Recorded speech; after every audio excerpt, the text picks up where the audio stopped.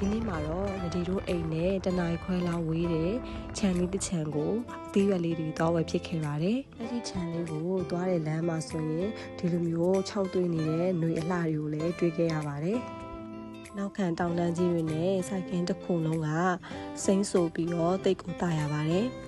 မျိုးစင်တွေအများကြီးရှိတဲ့အပြင်ဘူဒီစိုက်စုံမျိုးစုံရှိပါတယ်အဲ့ဒီအပြင်ကစုံခင်းတွေရဲ့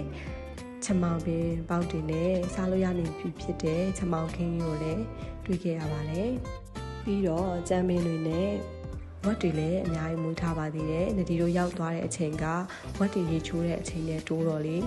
သူတို့ကြည့်ပြီးတော့ရမ်းကိုအေးနေတယ်လို့ခံစားရတယ်။အဲ့ဒီအထဲထဲမှာနဒီကတော့ကစုံရွက်ဝယ်ခဲ့ပါတယ်။ကစုံရွက်ကိုသူတို့က1ကီလိုကို20ဘတ်ရောင်းပါတယ်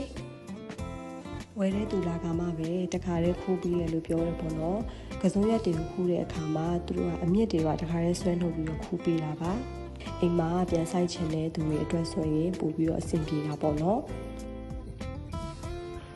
ခူးပြီးရနဲ့တန်းပြီးတော့ချိန်မယ်လို့ထင်ခဲ့တာပေါ့နော်ဒါပေမဲ့အဲ့လိုမဟုတ်ဘဲနဲ့အဲ့ဒီအမြင့်တွေမှာရှိတဲ့တဲတွေကိုရေးစေးရရောပြီးရင်တဲသွားလို့ရှိရင်ရွက်တွေအရင်နောမှာဆိုလို့ပေါ့နော်အဲ့လိုမျိုးလေးရေးစေးတာလို့ပြောတယ်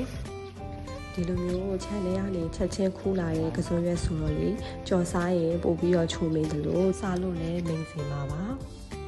ဒီမြင်ကွင်းလေးရလေခြံထဲကနေလမ်းကြည့်တဲ့အခါမှာအရန်ကိုတာရလို့ရိုက်ခဲ့တာပါ